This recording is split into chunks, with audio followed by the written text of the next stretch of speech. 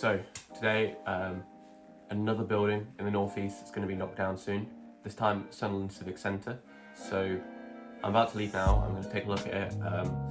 I'll provide some sort of commentary on this overall of this building. So.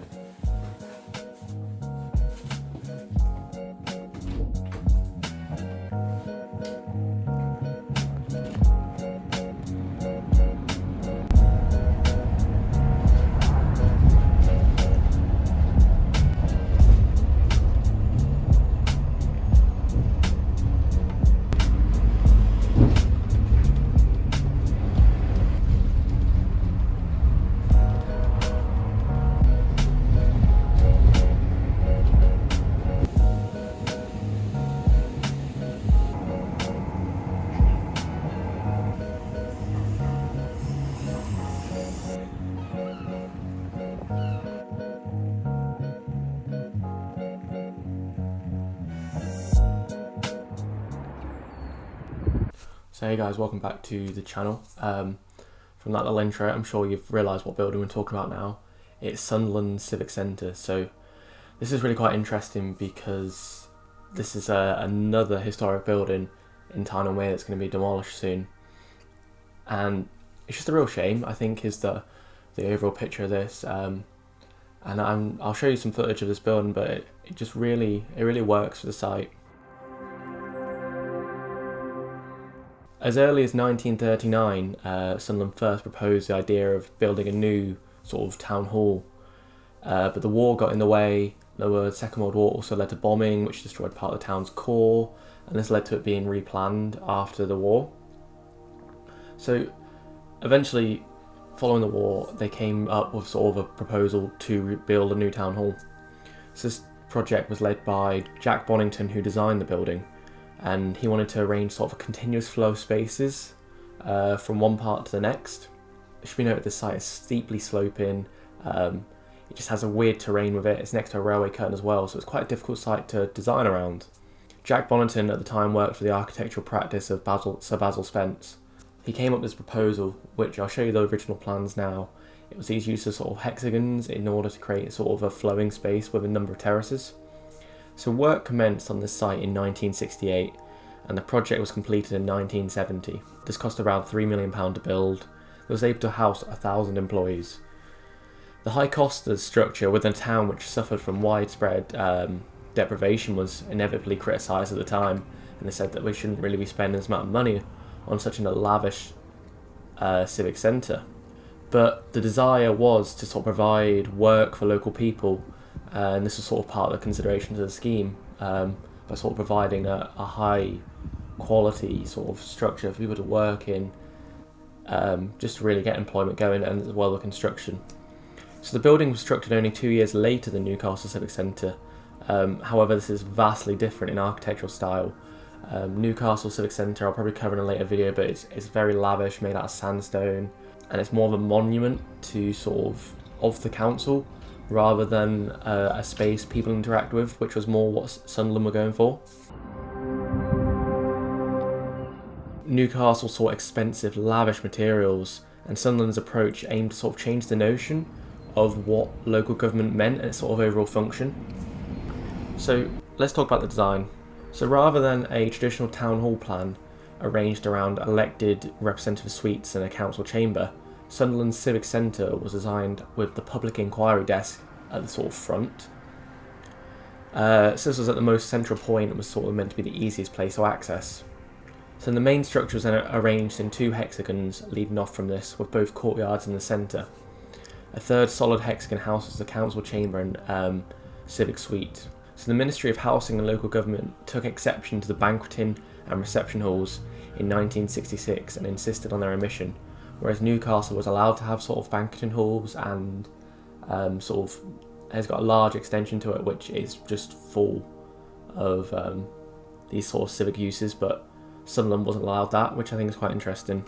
So another thing, inside, none of the internal walls were designed to be load bearing, which would allow them to be removed and offices to rearrange around.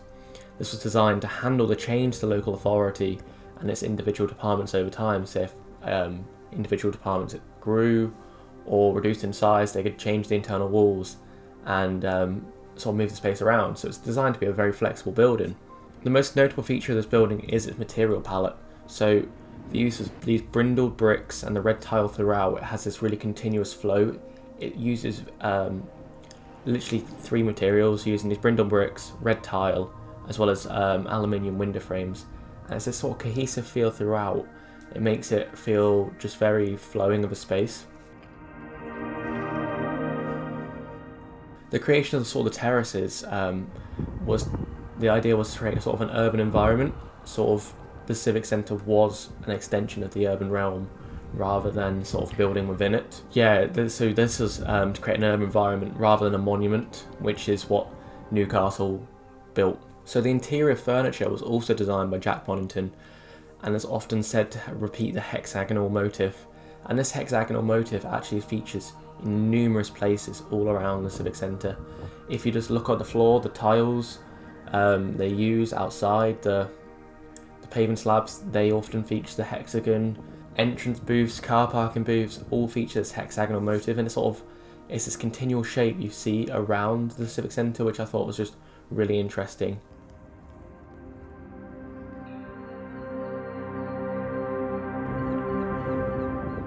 So the Civic Centre also had a hexagonal parking garage with space for 130 cars. So this part's really interesting because the car park now is still in use. You can still park, I think, on 2 of the layers built next to the railway cutting, so you can actually overlook the Sunderland railway cutting. But yeah, this car park's really in a horrible state of disrepair, and I'm becoming sort of a person who wanders around derelict car parks now.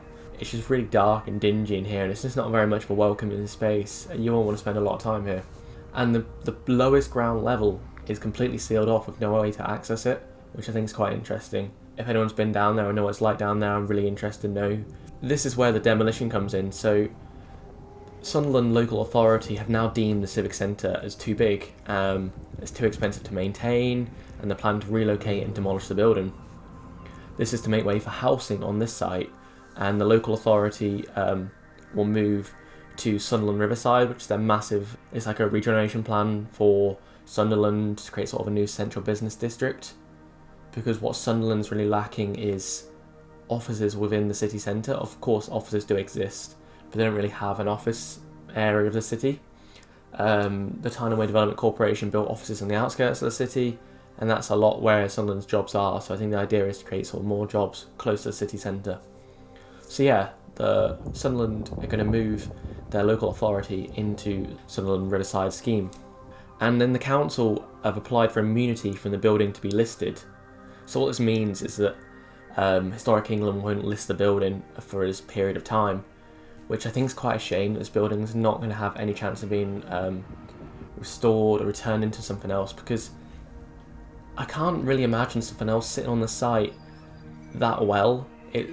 With the sort of difficult levels and sort of the challenges, the terrace scheme just beautifully works throughout this, and it makes it quite an easy space to traverse.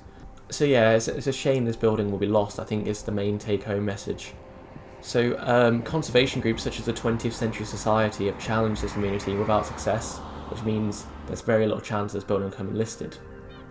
So this further demolition of some of the North's brutalist architecture has prompted public outcry. There was an article in The Guardian about this building being destroyed alongside other brutalist icons within the North, and I think this building might not be everyone's style, it might not be something you appreciate, but it might be not something you like, but I think it's important to appreciate where these architectural styles came from and sort of respect the heritage of that. I think demolishing them, it just, if you don't have the icons of what the aspirations were at the time, I think you're really missing out on a lot. This mixture of mismanagement and a general undervaluing of brutalism has led to its unnecessary demolition, and I don't think we should continue to see brutalist icons destroyed like this. The Civic Centre in Sunderland is in need of an estimated £5 million worth of repairs and renovations. I think it has a number of issues like leaking roofs and just a lot of repairs that are needed to it. As you can see from the car park, this is in need of serious repairs as well. So the local authority has opted to move to a new £42 million headquarters on the Sunderland Riverside site. rather than pay for these repairs. On paper, this sounds like, why would they not pay the 5 million? It just doesn't make sense, but I think the funding of this is quite different. I believe, please correct me down below if I'm wrong, but someone else is building the building, and they're going to sign up to a long-term lease to sort of lease it back over a long period of time. So it's not them just paying £42 million out for this project. I think the way it works out would be a benefit to their cash flow, but I think at the end of the day it's still a shame. I also saw the numbers for this new office on Sunderland Riverside's site would have 1,000 employees, which is quite interesting that the old site has room for 1,000 employees. So is the site too big, or is that just another reason? But yeah, I think to really end with this on, if you get a chance to go to this building before it is demolished, I think really go. It has a real loving, flowing sort of material palette. The way the spaces flow from one to the next, and there's a number of terraces and the little garden spaces in between. I honestly love this. I was wandering out and it's just such a lovely building. It's a shame that we're losing so many icons to the north at the minute, and I know this is just me making these videos in a minute, but I know there's been so many more that have been lost. So I think it's just important that we try and make a record of these buildings and just try and get the history of them down, so people in the future be able to look back and see what the sort of the ideas of the 60s and 70s were, and sort of these icons and monuments, and really changing the philosophy of what the council was to people. Putting customer service desk at the front was really just trying to change that. And I think now with projects, this Sunderland Riverside scheme, it doesn't, whilst it's great for the city, I just don't think it's not having the same level of ambition. It's not trying to change what the civic centre is. It's not trying to change people's opinions on councils. It's just accepted what it is, and it's just moving to a brand new office. And I do think that's a shame at the end of the day. So yeah, let me know what you think about sort of overall redevelopment, any thoughts you have on it, and thanks for watching this video.